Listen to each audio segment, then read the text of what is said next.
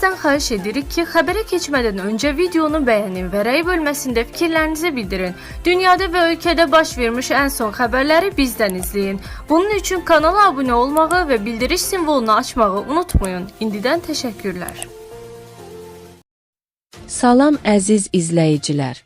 Gündəmin ən səs-küylü və müzakirə olunan xəbərləri ilə yenə qarşınızdayıq. Amnistiya aktının icrası artıq başa çatdı. Bəs bu qərar neçə nəfərə şamil olundu? Digər tərəfdən Trumpdan İrana sərt və qorxuducu xəbərdarlıq gəldi. Partlayışa cəmi 3 gün qalıb. Üstəlik təcili açıqlama, Trump dəhşətli xəbəri elan etdi. Proses artıq başlayır. Fikirlərinizi rey bölməsində bildirin. Ətraflı və ən son məlumatlar üçün videonu izləməyi unutmayın.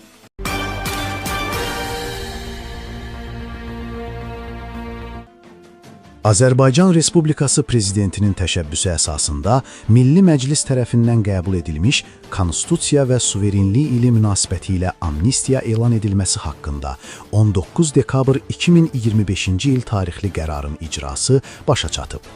Oxu Az xəbər verir ki, bu barədə Ədliyyə Nazirliyi məlumat yayıb. Bildirilib ki, amnistiya aktının icrası qeyri-hökumət təşkilatları, media və digər vətəndaş cəmiyyəti nümayəndələri də cəlb edilməklə 4 ay müddətində həyata keçirilib. Dövlətin humanizm siyasətinin növbəti təzahürü olan bu qərar tətbiq olunan şəxslərin sayına görə indiyədək qəbul edilmiş ən geniş amnistiyadır. Belə ki, sayca 13-cü olan bu amnistiya aktı ümumilikdə 22.935 şəxsə şamil edilib.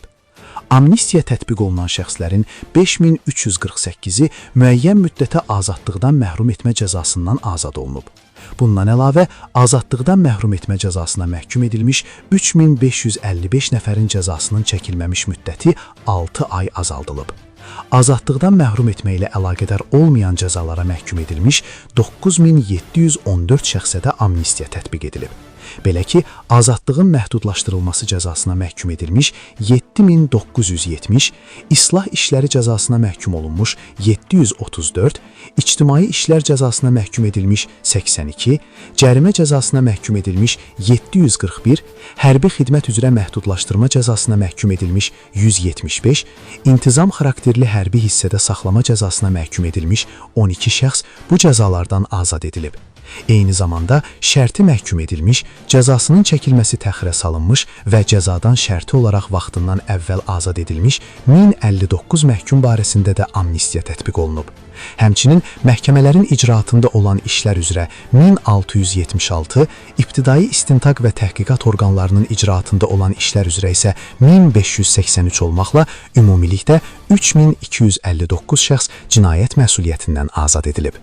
Qeyd edək ki, 1996-cı ildən etibarən ümumilikdə qəbul edilmiş 13 amnistiya aktı dövlətin cəza siyasətində humanizmə, insan hüquqlarının daha səmərəli təminatına, sosial ədalətə, eləcə də bərpa edici yanaşmalara üstünlük verdiyini bir daha nümayiş etdirir.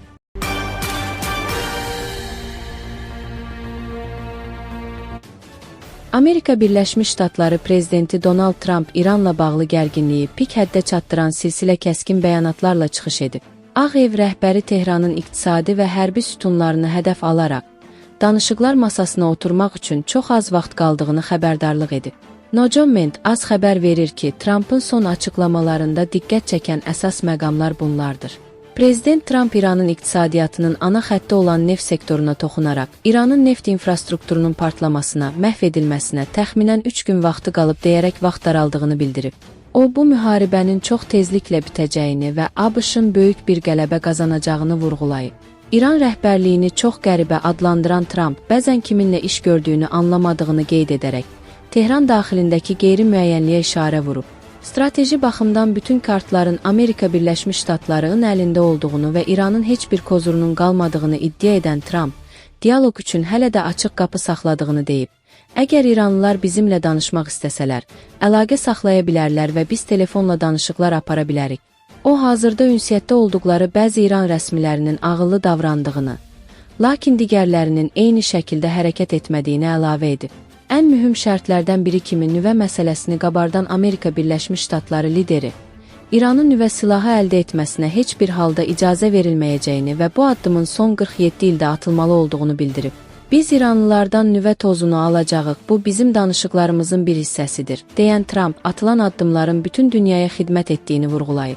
Prezident eyni zamanda ümid etdiyini bildirib ki, İran rejiminin qalıqları ilə hərbi müstəvidə qarşı-qarşıya gəlmək məcburiyyətində qalmayacaqlar.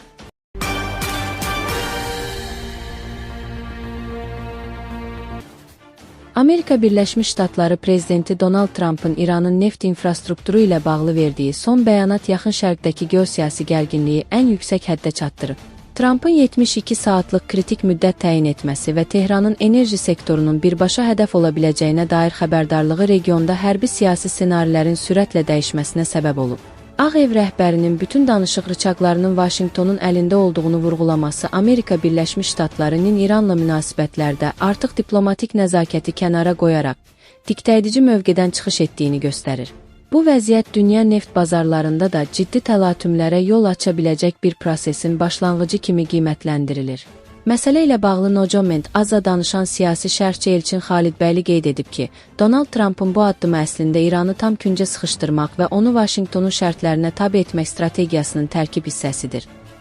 Trump administrasiyası hesab edir ki, İranın iqtisadi sütunu olan neft infrastrukturunu təhdid etməklə Tehranın həm daxili, həm də xarici manevr imkanlarını məhdudlaşdıra bilərlər. Burada söhbət təkcə hərbi zərbədən getmir. Həm də İranın enerji ixracatını tamamilə sıfıra endirə biləcək qlobal blokada və texnoloji müdaxilə ehtimallarından gedir. 72 saatlıq vaxtın qoyulması isə qarşı tərəfə psixoloji təzyiq göstərmək və onları qısa müddətdə geri addım atmağa məcbur etmək məqsədi daşıyır. Onun sözlərinə görə, Ağ Evin bütün kartlar bizim əlimizdədir mesajı regiondakı güclər nisbətinin Amerika Birləşmiş Ştatlarının xeyrinə dəyişdiyini nümayiş etdirmək cəhdidir. Vaşinqton bu bəyanatla həm də müttəfiqlərinə və rəqiblərinə göstərir ki, artıq Yaxın Şərqdə yeni qaydalar tətbiq olunub. İranın neft terminallarının və emalı zavodlarının hədəfə alınması bu ölkənin iqtisadiyyatının onurğa sütununun qırılması deməkdir ki, Tehran hazırki şəraitdə buna tab gətirə bilməz. Bu əslində bir növ enerji müharibəsi elanıdır və Trump'ın danışıqlarda üstünlüyü ələ alması üçün istifadə etdiyi ən kəskin alətdir. Xalidbəyli vurğulayıb ki, bu prosesin sonu İranın tamamilə yeni və daha ağır bir müqaviləyə imza atması ilə nəticələnə bilər. Əgər Tehran rəhbərliyi bu xəbərdarlıqdan sonra kompromisə getməsə, biz neft qiymətlərinin kəskin artması ilə müşahidə olunan genişmiqyaslı eskalasiyanın şahidi ola bilərik. Lakin görünən odur ki, Amerika Birləşmiş Ştatları bu dəfə qətiyyətlidir və prosesi yarı yolda dayandırmaq niyyətində deyil.